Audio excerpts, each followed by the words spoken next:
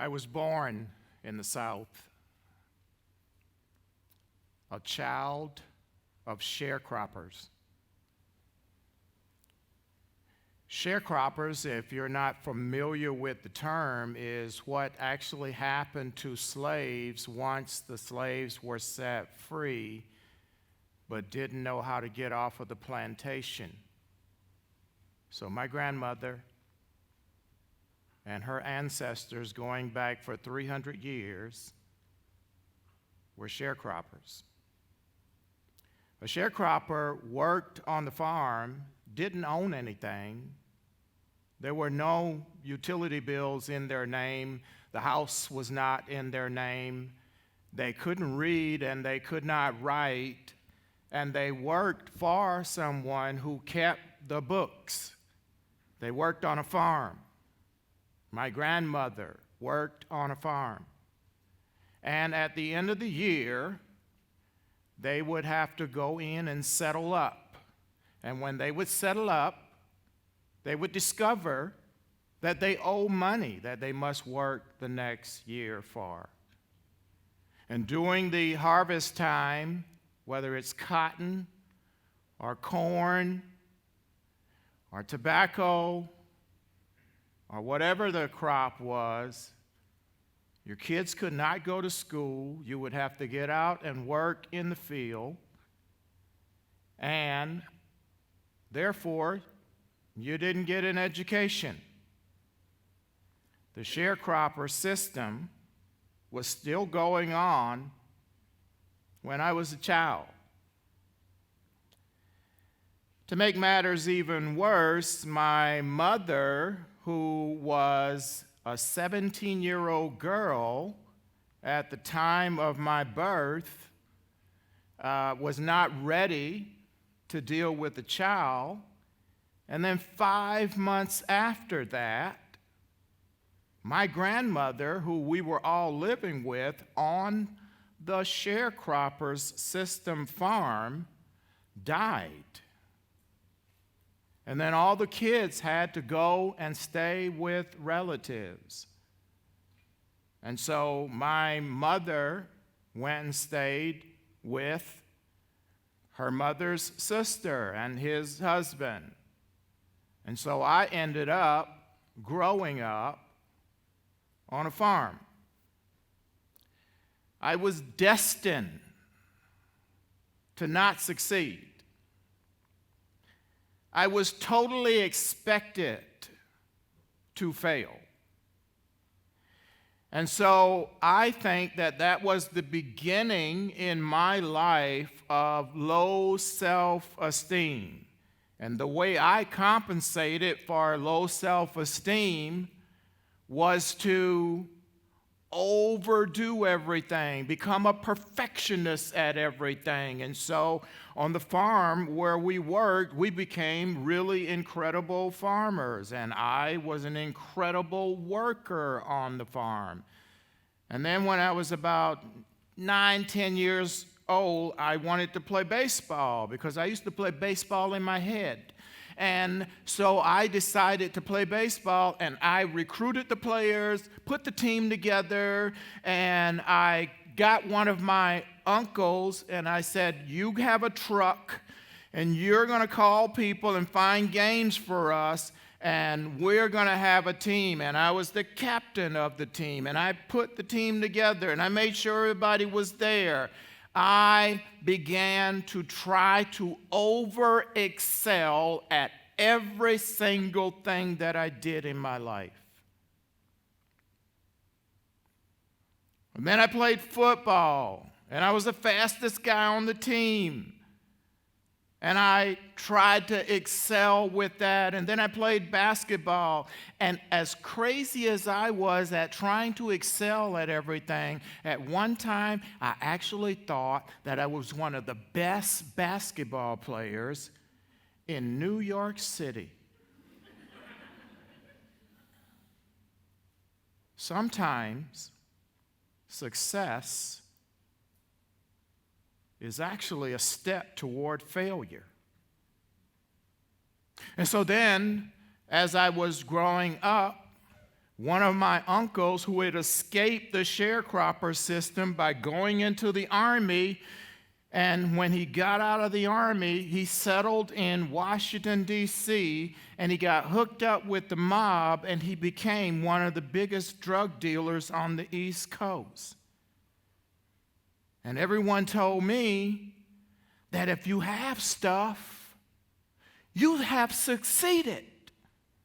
And he had stuff, like lots of stuff, like lots of cars, like lots of houses, like lots of women.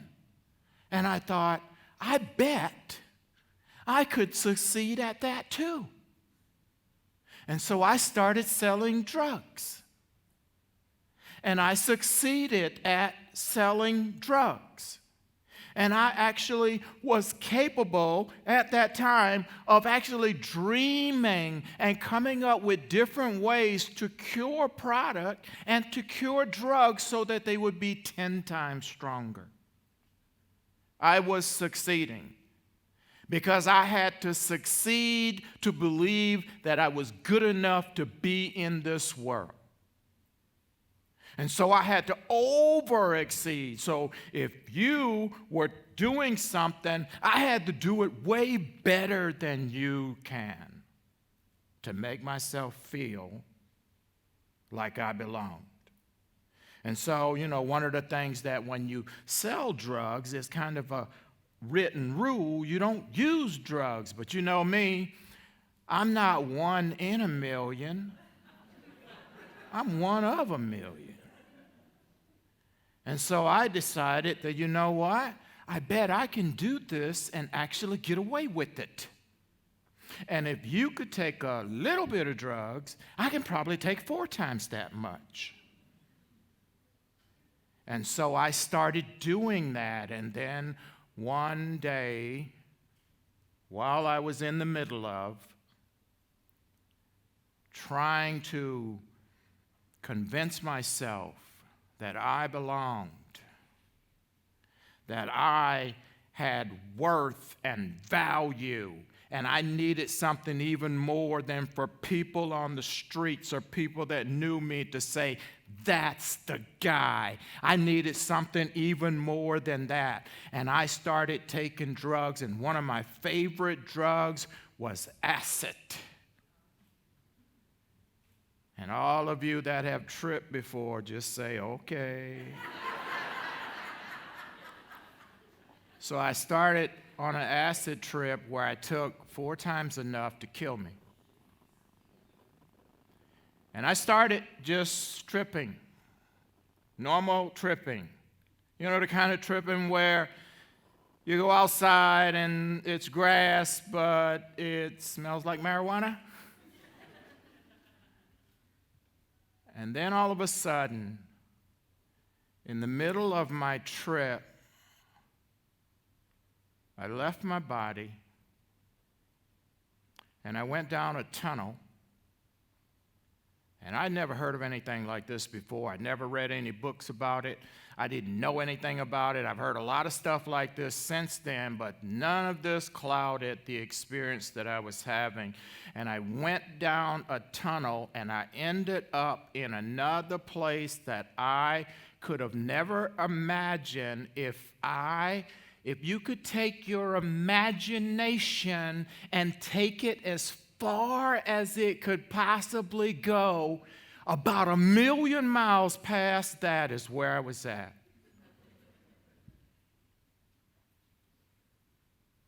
And I started having experiences where I started seeing things about myself.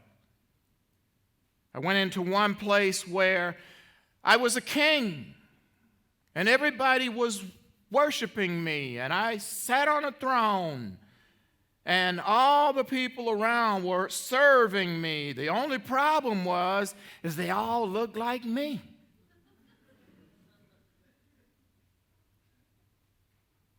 And then I went into a place where I had a lot of experiences, but one of the last ones I had, I went into a place where I had to fight for my life.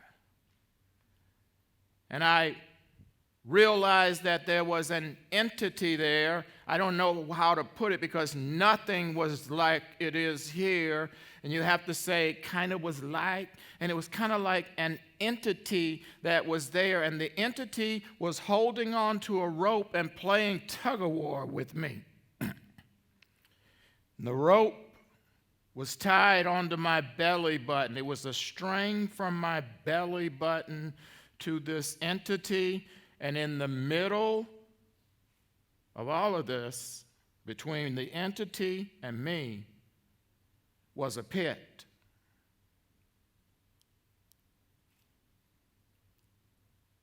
Sometimes success can actually lead you to your greatest failure. And so I'm pulling. And remember, I'm good. I'm a winner. I always win. But I'm losing 1/8 of an inch. But I'm pulling with all my might.